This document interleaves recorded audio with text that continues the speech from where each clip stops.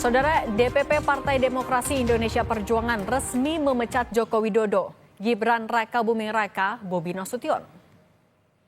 Ketua DPP Bidang Kehormatan PDIP, Komarudin Watubun membacakan surat pemecatan Jokowi, Gibran dan Bobi yang ditandatangani Ketua Umum PDI Perjuangan, Megawati Soekarno Putri dan Sekjen Hasto Kristianto.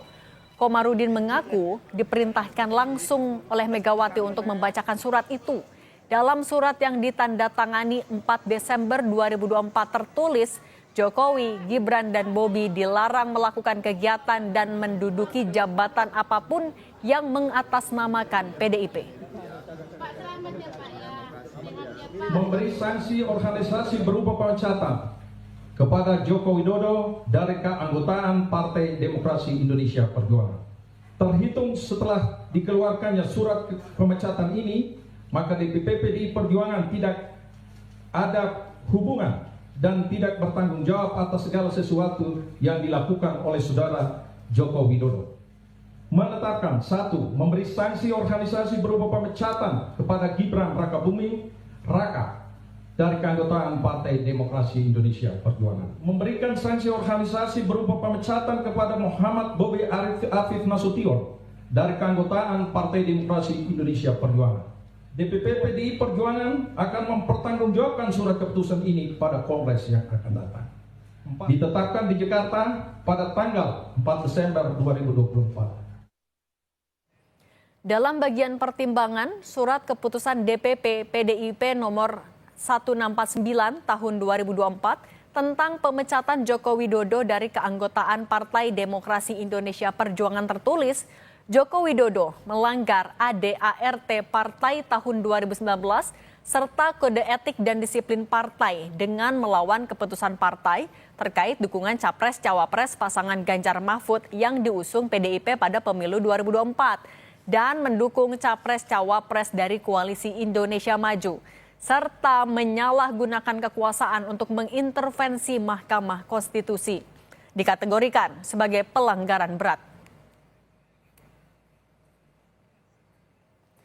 Sementara pemecatan Gibran berdasarkan surat keputusan DPP PDIP nomor 1650 tahun 2024 yang pertimbangannya berisi Gibran Rakabuming Raka melanggar ADART Partai tahun 2019 serta Kode Etik dan Disiplin Partai dengan melawan keputusan partai terkait dukungan Capres-Cawapres pasangan Ganjar Mahfud yang diusung PDIP pada pemilu 2024 dengan mencalonkan diri. Hasil intervensi kekuasaan terhadap Mahkamah Konstitusi dikategorikan sebagai pelanggaran berat.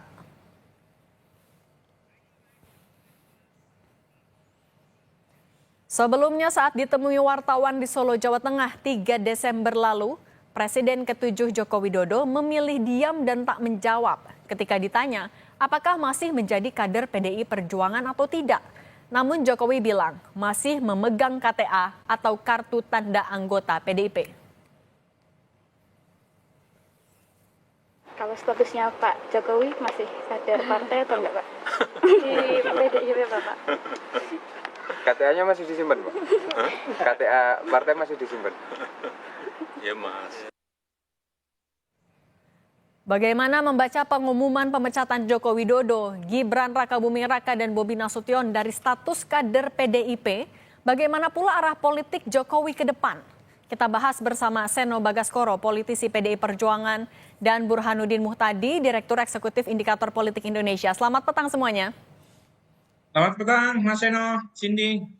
Selamat sore, Prof. Burhan. Oke, saya mau ke Mas Seno dulu. Mas Seno, kalau alasannya adalah terkait dengan pencalonan di Pilpres, kalau Pak Jokowi ada tambahan soal menyalahgunakan kekuasaan. Ini kan sebenarnya sudah cukup lama, kok baru sekarang kalau gitu pemecatannya? Ya, untuk bicara tentang case pecat memecat ini kan sebenarnya bukan berita baru Mbak Cindy. Tetapi sudah sangat lama didiskusikan dan sudah cukup lama kami memberikan keterangan demi keterangan yang menyatakan bahwa Pak Jokowi dan keluarga bukan lagi merupakan bagian dari keluarga besar PDI Perjuangan. Saya rasa bisa dilihat itu rekam jejak pernyataan kami, mulai dari pasca Pilpres, sebelum Pilkada itu sudah kami sampaikan berulang kali.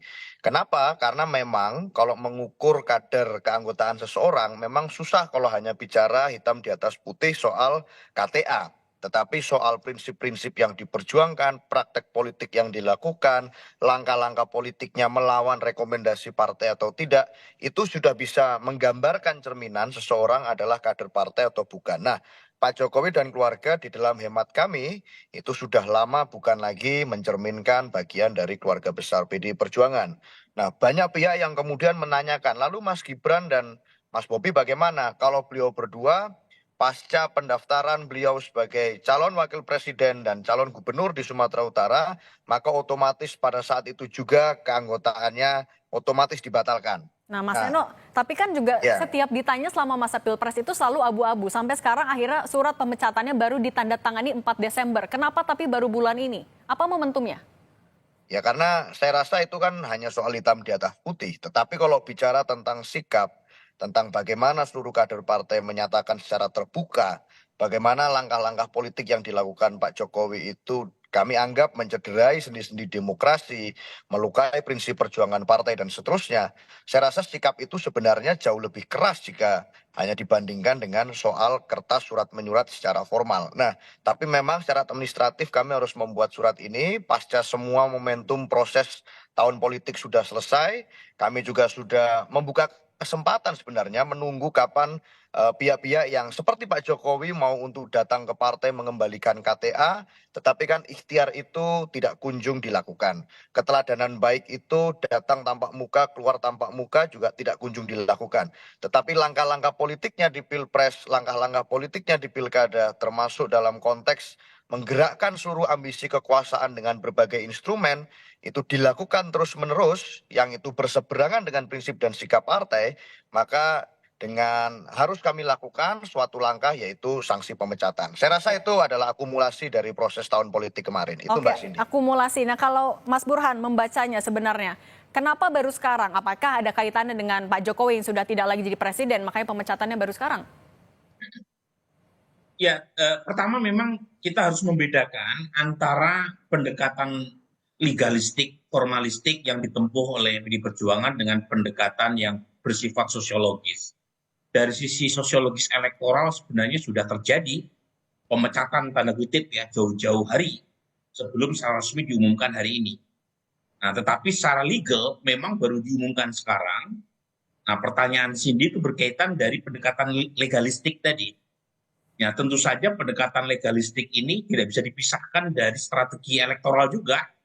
Sebab kalau misalnya diumumkan pemecatan secara formal pada saat momentum elektoral, itu punya efek yang kurang positif juga buat PDI Perjuangan.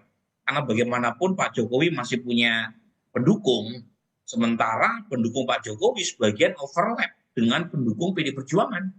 Jadi saya sendiri bisa memahami kenapa pendekatan legalistiknya baru diambil sekarang. Sementara jauh-jauh hari PDI Perjuangan sudah, tanda kutip ya, pisah ranjang dengan Pak Jokowi, tetapi secara formal akad perceraiannya ya baru diputuskan hari ini. Artinya memang menunggu rangkaian pilkada selesai, Mas Burhan? Ya, lagi-lagi wajar ya. Apalagi kita tahu, wajar dalam pengertian begini, Cindy. Bagaimanapun partai kan ingin mendapatkan dukungan banyak dari pemilih. Dan pemilih itu bisa datang dari banyak kantong kan, termasuk dari kantong pendukung Pak Jokowi sekalipun. Tetapi dalam pilkada kemarin kan terlihat perbedaan rute atau pisah ranjang antara PDI Perjuangan dengan Pak Jokowi makin dalam. Di beberapa tempat di kantong PDI Perjuangan Pak Jokowi langsung kampanye buat calon yang berbeda dengan calon resmi yang diusung oleh PDI Perjuangan. Bahkan misalnya di Sragen, di Boyolali, di Solo, itu calon-calon yang diusung PDI Perjuangan dilawan oleh calon yang mendapatkan dukungan full force dari Pak Jokowi. Dan kebetulan memang menang ya calon yang diusung oleh Pak Jokowi. Di Solo Respati menang, di Boyolali juga demikian, di Sragen juga demikian. Jadi makin kentara perbedaan jalan itu. Oke, akumulasi juga ya Mas Burhan. Saya mau balik lagi ke Mas Eno. Mas Eno, tapi kalau surat pemecatan ini sudah disampaikan secara langsung ke Pak Jokowi, Mas Gibran, dan Mas Bobi? Ya, saya rasa dengan hari ini diumumkan, itu kan sudah menjadi suatu berita yang pasti juga akan diketahui oleh beliau-beliau.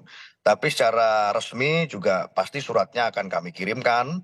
Dan saya rasa karena sudah tertanggal 4 Desember, sebetulnya itu hanya masalah soal waktu. Tetapi masalah pengumuman resmi partai, saya rasa hari ini sudah satu sikap yang jelas, satu sikap yang clear, sehingga apapun yang dilakukan Pak Jokowi, yang dilakukan Mas Gibran, yang dilakukan Mas Bobi setelah dari tanda tangan surat itu diterbitkan, hari ini diumumkan secara resmi, maka apapun yang dilakukan beliau-beliau sudah tidak ada sangkut pautnya lagi dengan PDI Perjuangan.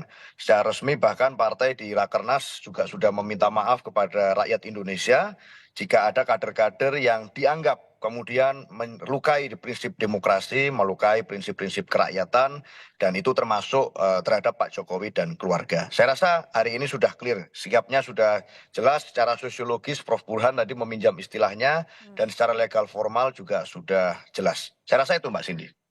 Oke, Mas Burhan, tapi kalau menurut Anda setelah pemecatan ini, peta politiknya Pak Jokowi arahnya akan kemana? Ya, sebenarnya sudah terlihat ya, terutama pasca pengumuman beberapa waktu lalu, meskipun legalnya baru diumumkan beberapa waktu terakhir, tetapi sebelumnya kan sudah ada tanda-tanda sikap dari PD Perjuangan yang makin jauh dari Pak Jokowi ya. Ada dua opsi saya kira ya. Opsi yang pertama, Pak Jokowi masuk ke dalam partai yang ada selain PD Perjuangan tentu saja. Bisa Gerindra. Mas Burhan? Oke, kami perbaiki lagi komunikasi dengan Mas Burhan. Oke, kalau gitu saya ke Mas Seno dulu. Kalau Mas Seno, bagaimana menanggapi arahnya sinyal-sinyal Pak Jokowi? Kan tampaknya juga mulai komunikasi dengan partai-partai lain. Ada Gerindra, ada Golkar. Mas Seno menanggapinya seperti apa? Ya silakan saja, saya rasa itu hak konstitusional semua warga negara untuk berhimpun, berpartai, berkelompok, bergabung dengan partai politik manapun. Tetapi kalau bicara kepartaian itu kan tidak bisa. Kalau sumbernya adalah ambisi orang per orang. Itu harus dipandu oleh sebuah cita-cita bersama, oleh sebuah aturan main organisasi, oleh sebuah keinginan, komitmen untuk mematuhi peraturan. Nah, dari rekam jejak Pak Jokowi sebagai kader partai di PDI Perjuangan itu kan berlawanan semua dengan prinsip itu. Nah, apakah partai-partai politik lain siap dengan situasi gerak politik yang semacam itu? Apakah keteladanan semacam itu yang layak untuk ditunjukkan pada anak-anak muda seperti saya dan teman-teman? Nah, silakan saja, itu adalah pilihan dari masing-masing. Saya rasa itu, Mbak. Oke, Mas Burhan, tadi kita balik lagi soal arahnya arahnya Pak Jokowi setelah dipecat dari PDIP. Hitung-hitungan Pak Jokowi kira-kira akan kemana dan seberapa berpengaruh di peta politik nasional ke depannya? Ya, jadi ada dua opsi. Opsi yang pertama, Pak Jokowi masuk ke partai yang sudah ada, selain PD Perjuangan tentu saja. Nah, bisa Gerindra, bisa Golkar.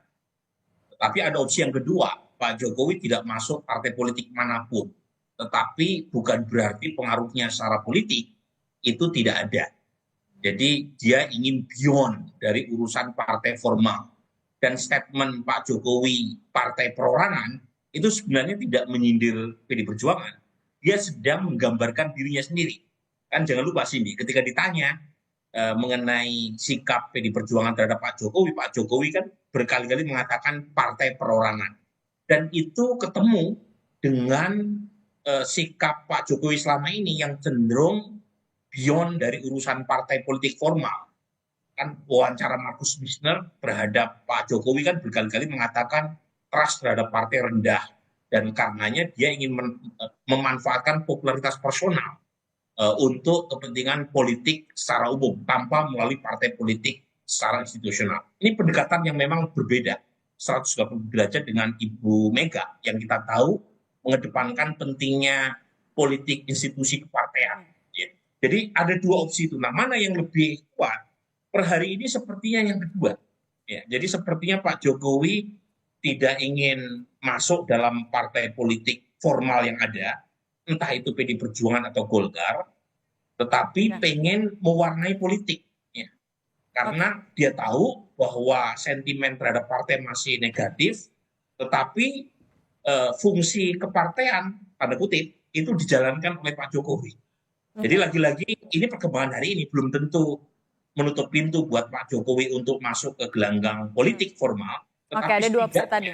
Cenderungan Pak Jokowi untuk masuk politik secara informal itu lebih mengemuka ketimbang masuk politik formal dan institusional. Oke, ada dua opsi tadi pada intinya. Mas Burhan dan Mas Seno, terima kasih sudah berbagi di Kompas Petang. Sehat selalu semuanya. Terima kasih Mbak Cindy, Prof. Burhan. Terima kasih Mas Seno, Terima Mas kasih. Cindy.